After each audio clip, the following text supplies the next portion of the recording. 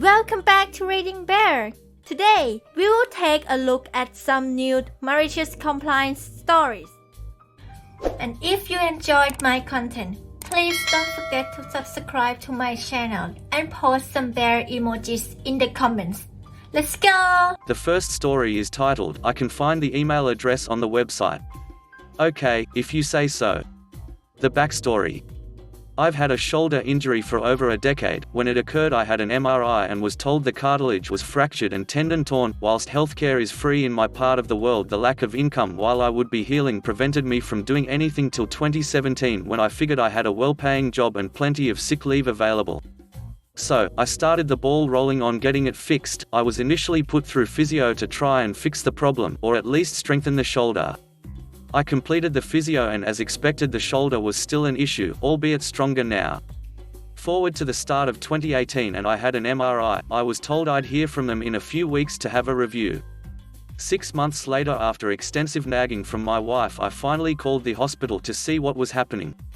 Nothing like being told that the case had been closed. After a few firm but polite words, my case was returned to the waiting list. Wife was happy. I was content to be back on the list, although rather confused that I'd been removed. So, I waited. And waited. And waited. The setup. My wife is a loving woman and I'm damn lucky to have her. After her nagging for me to chase it up falling on deaf ears, although this is also because my work hours make me unable to contact the hospital during their office hours, this tremendous woman decided to sort it out for me and find out what was happening, i.e. am I still on the waiting list? After all, it was now almost 18 months since the MRI had been taken. My wife contacted the hospital and after being transferred a few times was connected to the right department. Unfortunately, she got stuck with an absolute Karen. The first response from Karen after hearing from my wife was to tell her she's not authorized to discuss the case with her. I've made it very clear in the past that my wife is authorized to act on my behalf. I could only assume later that this may have been due to the reactivation of my status via phone. My wife tried convincing her that she didn't require any details, all she wanted was for Karen to confirm if I was still on the waiting list. Karen, however, wouldn't give up so easily and continued to block my wife's request. Could Karen call me to inform me of my status? No, blocked. Could Karen email me? Blocked. As you could imagine, my wife was getting a little frustrated by now. Finally, Karen did something useful. Since she wasn't going to contact me, I could contact her. My wife reminded her that calling during office hours wasn't possible. Karen countered, stating that's okay, he can email us. Wife: thanks Karen, what's the email address? There isn't any on our paperwork. Karen: that's okay, it's on the website. Wife: I have a paper and pen, could you tell me the email address? Karen: it's on the website, you'll find it there. Wife: whereabouts on the website? Karen: you'll find it on the website. Wife: I understand you're telling me it's on the website, what I'm asking is where on the website is it? What should I be looking for? Karen: I told you, it's on the website. At this point my wife was frustrated and tired from trying to jump through Karen's hoops. She thanked Karen for her time and finished the call. Frustrated, my wife contacted the local member of parliament for advice on how to resolve the situation. During my evening drive I was listening to my frustrated, annoyed wife. She regaled me with the pointless call to the hospital and then her markedly better call with the local MP, Member of Parliament. I felt anger and annoyance. My wife had tried doing something lovely and had copped poor treatment from the hospital. My told me when I got home I was going to write an email to the Minister of Health as that was the MP's recommendation. After a moment's thought I told my wife no. The malicious compliance. I arrived home and told my wife that I was thankful for her time and effort, but it was alright, I would take care of the situation now and I'm sorry that she'd had such a hard time that day. I opened my laptop and downloaded a program.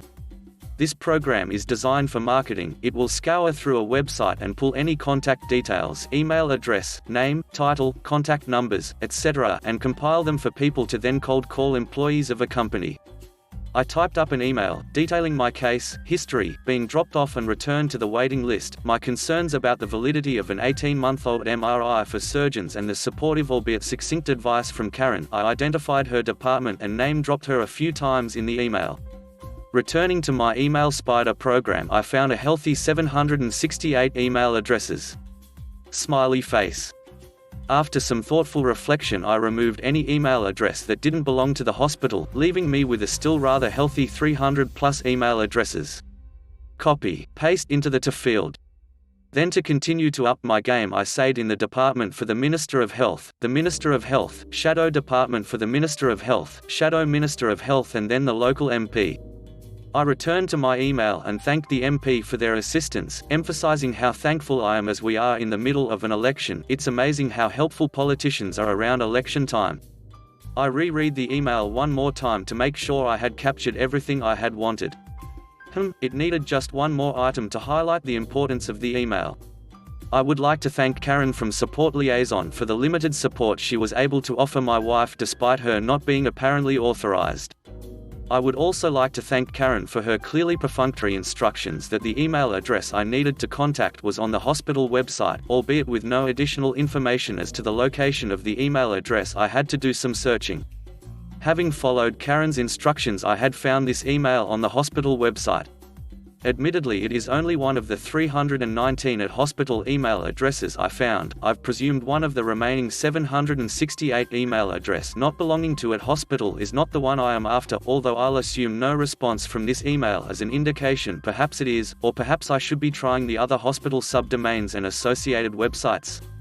If for some reason Karen's instructions have resulted in this being inadvertently sent to the wrong email address, please forward this to the correct department or Karen from Support Liaison. I'm sure with her cursory instructions she'll be able to direct this appropriately. Quote. With that little extra added, I smiled and hit send. As an amusing aside, I found over 3,000+ email addresses when I included the subdomains. I should point out that the hospital is a large group of hospitals covering a large region. The outcome. Week 1. The following day I returned to work. In my lunch break I did my usual catch up on emails. Except I noticed I had a few calls too. 9:11 missed call. 9:18 missed call. 9:25 email 1. Dear cyberphobia_o. Thanks for your feedback, and I just wanted to update you and let you know that I have spoken to your spouse and given her the following information at this point. I have logged your complaint and sent it to the head of unit for ortho and referral management for investigation and response. I can confirm that you are on the orthopedic waitlist and have been since the 27.4.18. I have put a comment on our database under her details as emergency contact that states all information about appointments can be given to Mrs. Cyberphobia_o as per direct permission from Mr. Cyberphobia_o. I will follow up and escalate the complaint about lack of support given to your spouse by the patient relations coordinator she spoke to. I will keep your spouse and you updated on the outcome of the orthopedics appointment as soon as I am advised. I have a couple of questions I just need to ask you in relation to your concerns raised. Do you wish to have any response or outcome from hospital about this complaint relayed to the Office of Hon. Local MP? May I please have your permission to put your email address on our database? Please feel free to contact me if you wish to discuss anything further. Regards. Not_Karen. 11:23 missed call. An appointment has been booked. 1:16 email 2 appointment details. I received an additional 38 automated email responses and another 5 responses from various individuals, departments wishing to contact me. I responded to the email from the not_Karen and stated that I did not believe the details needed to be relayed to the MP at this point in time. Week 2. I attended my orthopedic appointment. The expected 2 to 3 hour waiting room experience was a brief 30 minutes to see the surgeon. As expected, surgery was the outcome. I make my way to the desk to provide my details to be put on the surgical waitlist. The nurse behind the counter makes a quip about it being a priority. That's strange. I'm not in urgent need for this, I've lived with it for the last decade. I get told I should have some details sent out to me in the next week or so detailing my priority. Week 3. I receive a call about my availability, standard sort of stuff. Can I attend same day if they have a late cancellation? I need a few days at least to ensure transition for my work. On the Friday I receive some paperwork detailing that I am a priority too and should expect the surgery to occur sometime in the next 9 months. Week 4. Monday morning, 9:20 missed calls. 9:30 message from my wife, call me. I call her during my lunch break. As she answers the phone I ask her, so when is my surgery? Week 5. Thursday morning, I get stabbed, jabbed and arthroscoped. Kept in for observations and then released today on Friday. Only to come home and submit my first Reddit post. Typing this one-handed has been a challenge. ***, my wife received a call checking up on things and to inform her that Karen has undertaken a review of procedure and if my wife would like a formal apology from Karen. Whilst my wife was frustrated by her actions, an apology wasn't needed, knowing she had been updated on how to handle things so others wouldn't face a similar situation was enough for us both. Not to mention my exceedingly short turnaround for surgery. The next story is titled, My son maliciously complied with me forcing him to take photos. Last Friday it was my daughter's 16th birthday. I kind of had forced my son to take photos, he's 13, with my cell phone while she was opening gifts. He wasn't very happy about having the task. I had to keep telling him to take photos, it looked like he was just standing there. I haven't had a chance to look at the photos or move them to the computer. So this morning I go on my phone to look for a photo and discover that my son took over 2,500 photos. He just held down the button for burst shots on everything. Now I have to spend time deleting a multitude of redundant photos. The next story is titled, Forgot to bring my ID to get my package at the post office? No problem. In Germany, where I live, not all postal delivery people actually ring the doorbell. Some of them are a-holes and just claim you weren't in. On other occasion you are actually not in and the same happens. Then you get a notification and have to pick up your package from the post office within 7 days. At the post office they require your notification card as well as your legal ID. On this occasion, however, I had forgotten my wallet. The lady at the post office would not make an exception no matter how nice I asked. So I turned over the notification card and on the back there is a field that allows you to write down the name of a substitute person to pick up your package. I turn to the person behind me in line. Ask them whether they have ID. They do. I ask them for their name, write that name on the card, ask them to pick up my package and stand by, observing the face of the post office lady who has no choice but handing out that package. The next story is titled, They didn't want me to speak English anymore, so I did just that. Alright, so for a bit of context, I've been raised in both the Netherlands and Spain and moved to Austria a few years ago. This allowed me to pick up quite a few languages along the way, but to this day my language of preference is English since it's the one I use most in my day-to-day lifestyle. About 2 years ago I decided I wanted to give the tourism sector a shot. My German wasn't the best yet, so it seemed like a perfect fit being like that, able to work in a multicultural environment. In this hotel we had this cantina area where employees could eat their food and spend their breaks. Great spot for socializing. After about 6 months of working there I figured this was really not what I wanted to do with my life and thought it was a smarter decision for me to get a college degree and do something I truly loved, which I can happily confirm ended up being the right choice. But first I would have to wait till summer was over to enroll in the next semester, so I planned to work halfway through the summer, then quit to start studying and preparing for my first semester at uni. After a staff meeting I felt pressured to share the fact that I was going to announce leaving later that week to looked into the whole administration thing and was allowed to just quit on the spot till the end of the following up month, so legally I was in a good spot. Of course the one HR employee that was there took it as a personal offense that I wanted to quit. She called me into the HR office and asked me a bunch of questions and I responded very mathematically how I came to my decision and what my plans for the future were. So at the end of the conversation she decided to tell me that she would rather not have me speak English in the cantina area with our coworkers since it was disturbing the German-speaking environment. I couldn't believe what I was hearing her say, but okay, I agreed. For the following week, as promised, I didn't speak a word of English during my breaks with my coworkers, just Spanish, Dutch, Catalan, French and Portuguese, everything except for German, with all the fellow immigrant coworkers I had become friends with. The best part was to see her pissed off face of hearing me talk in Dutch with the GM of the hotel, who happened to also be from the Netherlands, and I indeed did exactly as she told me to do. The next story is titled, Tell me to learn some respect after forgetting my pay? Fine, I'll honor everything you ask. I worked minimum wage as a retail everything. I mean, I was half manager, half cashier floor worker, half inventory. What I'm trying to say is, I did too many things. But this was a small business, mum and pop style shop. There were only 3 of us at a time running the whole operation. These were family friends. I felt I had a responsibility to this family. Minimum wage wasn't enough for a stranger, but it was enough for me. For a while. After 3 years, I had tripled their business profits. I know this because one of my many tasks involved balancing the books. I knew exactly what our sales numbers were. I knew our profit margins. I knew what our inventory cost. I knew our landlord on a first-name basis, and I knew what bills we paid. I was good at my job. This store was like my family, and I made them proud. My wage had not increased in those 3 years, but looking at the numbers, I thought now was a good time to bring it up.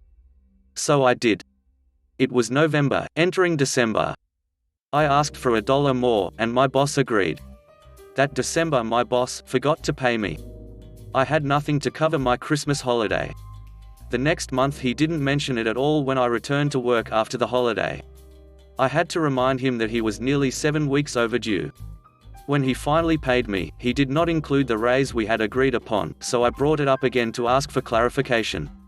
He sat me down in the back room and told me he couldn't believe how demanding I was, that in all his years, he'd never seen someone act so rude and disrespectful to their elders. If we were strangers I'd have left on the spot, but we were family. I was in tears. But I was also very, very angry. He wanted to go on his own holiday. He wanted to go for 3 weeks.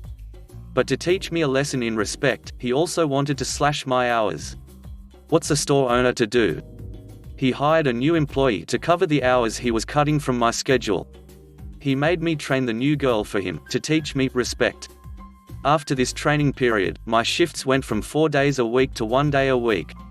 This way he could give me a decent raise on paper but pay me a quarter of what he did before, and his new employee accepted the lowest minimum wage. I didn't object. As a last-ditch effort to save the business, I offered to spread my shift out and come in for 1 hour at the end of each day to check the new employee's numbers, but he refused. He wanted me to feel bad. I felt terrible. For my boss. As hard as I tried, the new employee had never understood numbers. I had tried and failed to teach her how to calculate her sales numbers at the end of each shift. This poor girl was straight out of high school and had too many other subjects to think about. If we'd had more time for training, she probably would have learned it, but my boss cut my hours too short for me to go in depth about it, and who was I to argue with his schedule? That's why, when he went on holiday and I couldn't be around to check this girl's work during the rest of the week, the business lost money. On the days I wasn't scheduled to work, thousands of dollars in sales went unaccounted for. Hundreds of dollars of cash were miscounted. Numbers were typed incorrectly into our computer system, rendering our inventory counts useless. After 3 weeks, he returned to an absolute mathematical nightmare. The sales numbers from my 3 days of work were perfectly accounted for, and 3 times higher than what our system reported we sold the rest of the week, although who knows what the real numbers were. I think this made him angry. He really wanted to teach me a lesson in humility. In my last full shift, a customer tried to return something large, and I told them our store policy to the letter, only my boss had the power to return that item. To make sure it would be returned properly, I did write a note on their receipt that they had tried to return it to me, but I was following store policy and leaving it for my boss to handle when he returned from his holiday. Apparently, according to the angry reviews left on our social media, he refused to accept the return and told the customer she was a stupid idiot for believing me. In my next scheduled shift, I asked him point blank if the review was true, and he laughed about it. He told me he was just showing us all who's boss. He admitted to the whole thing. He also mentioned he was giving me more hours as a reward for all my hard work. He wanted me to come in every day from now on to review all the numbers. I came clean. He'd given me a lot of time off in the past few weeks, and during that time I'd found a new job. I made it clear, also, that I had never once disobeyed his instructions or broken store policy. Every action I'd taken had left a paper trail. However, he had broken every single agreement he'd made with me, my payday dates, my wages, my scheduled hours. Things that could be proven by my expert paper trail to our Ministry of Labor. And his behavior and comments around customers were posted on every social media review, which he admitted to, so I knew exactly what he thought of me. I was only there to hand over the keys to the store. He cried. He couldn't look me in the eyes. Part of me is sad, because for a long time, we were family. Since my departure, reviews of my old family-run shop have absolutely tanked. Meanwhile, my new job is incredibly wholesome, my hours are solid, my benefits are excellent, and my rates are triple what I made before. And I wouldn't be here if I hadn't followed instructions to the letter. I've learned so much about respect. The next story is titled, Don't Ask an Owner-Operator for His Boss's Phone Number. So I drive an 18-wheeler. Not only that, but I own my truck and my business. One day while coming into Laredo, Texas, I was in the turning lane for my exit and this car whips out in front of me. Not really having enough room to stop, I tuned onto the shoulder, threw on the air horn, which is extremely loud when you're next to the truck, and stopped right beside the guy. He proceeds to get out of his car with his phone and starts taking pictures of my truck and plate. By this time the light had turned green, so I gave him a few short horn honks to basically tell him to get going. He then beats on my door, so I roll my window down and he starts screaming about his ears hurting and how I'm damaging his ability to hear. He then demands that I give him my boss's number and my driver's license number, so he can call it in and report me and have my job for this. And he proceeded to move his car to the shoulder and back so close to my bumper, I couldn't get around him. I kind of smirked at him and told him he didn't want to speak to my boss because he's a short-tempered man and that he wouldn't like what my boss would have to say about this issue, but he insisted that he speak to my boss. I also told him if he wanted to call me in, all he'd need was the numbers on the side of my truck since it's assigned to me. Considering I only own one truck, you can imagine what I would assign my truck number to be. I gave him my cell phone number and watched as he laughed while speaking each number as he dialed. I see his number pop up on my phone mounted to the windshield. He couldn't see it from his angle and tried to hold in my laughter. I let it ride for a minute and he's getting impatient, the whole time traffic is going around us. I finally picked up the phone and answered it. Insert company name here, transport. How can I help you? His face turns beet red. He proceeds to yell at me some more and tells me it isn't over because now he has my number. Yeah dude, so do about 100,000 other people. So what? A week later I get a phone call from a number I didn't have saved in my phone. I had forgotten about the incident but thought it might be a broker, or a customer. I answer the phone and this lady chirps up. Turns out it was his mother and she wanted monetary compensation for her son's troubles. I asked if she knew what had even happened and she tells me some story about how his bumper was damaged by my truck and that he was scared to talk to me because me driving an 18-wheeler was intimidating to him. Being a smart owner, I have a camera in my truck, and I dump all my truck's footage onto my hard drive, so I asked her if she could receive videos over email. She said sure but wasn't sure what I was about to send her. I spend a minute or two looking through the hard drive on my laptop and find the video of the incident and send it to her. While still on the phone, I can hear the audio playing as she watched it. Her tone changed in an instant and I heard her put the phone down, and all hell broke loose in the house. There was Spanish screaming, things being thrown, and Lord knows what else going on. It reminded me of that movie, A Christmas Story, when Ralphie's mum calls that lady about the curse word and hears the apocalypse on the phone. Yeah, it was kind of like that, but in Spanish. She then comes back to me and very kindly asks for two things. 1. She asks that I forget she called and act as if this never happened because she was embarrassed to no end. And 2. If I could delete the video of her son's idiocy. I told her that number 1 was fine, I could do that. But as far as number 2, I would not delete the footage, but the only way anyone other than me or her would see it is if it was needed for a court case. She bid me good day and hung up the phone. If you enjoyed the video, please subscribe to the channel and post some bear emojis in the comment.